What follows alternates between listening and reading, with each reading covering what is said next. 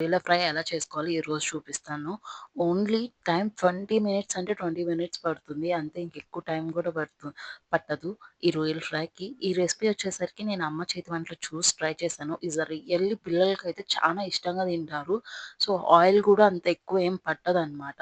మనం ముందుగా ఏం చేస్తామంటే రొయ్యలని ఉప్పు అండ్ లెమన్‌తో బాగా వాష్ చేసుకుంటాము 2-3 టైమ్స్. దాన్ని కొంచెం ఆయిల్‌లో ఫ్రై లాగా చేపిస్తామనమాట. అంటే ఉడకబెడతాం లైట్‌గా ఒక 15 మినిట్స్. ఆ 15 మినిట్స్‌లోనే మనం వేరే బాండీ పెట్టేసుకొని దాంట్లో ఆయిల్ వేసుకొని, చెక్క, లవంగాయలు వేసుకొని, అలానే కొంచెం కరివేపాకు, 4 పచ్చిమిర్చీలు, అలానే ఆనియన్స్ సన్నగా కట్ చేసేసుకున్న ఆనియన్స్ అలా వేసేసుకొని వేయించుకోవాలనమాట. ఒక్క 5 మినిట్స్‌లో వేయించేసుకుంటే బ్రౌన్ కలర్‌లోకి వచ్చేస్తుంది. ఆ బ్రౌన్ కలర్ వచ్చిన తర్వాత మనం అల్లం చిన్నుల్లిపాయ పేస్ట్‌ని వేయాలి.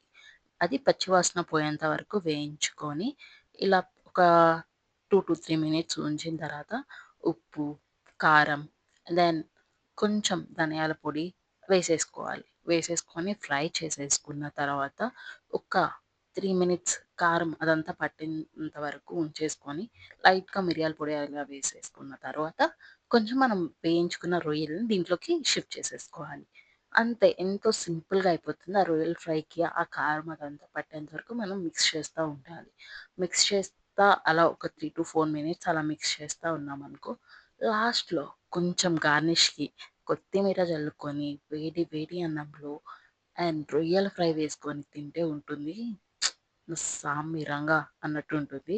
ఒకసారి ఖచ్చితంగా ట్రై చేయండి. ఎలా ఉందో కింద కామెంట్‌లో మెన్షన్ చేయండి. ఖచ్చితంగా ట్రై చేయండి. It's easy and simple process. And then మీకు ఎలాంటిదైనా ఖచ్చితంగా ట్రై చేయాలి. అక్క మీరు ఇది ట్రై చేయండి అంటే ఖచ్చితంగా నేను ట్రై చేస్తాను. కింద మాత్రం కామెంట్ చేయండి. Please, please follow and subscribe చేయొచ్చు కదా! బాయ్.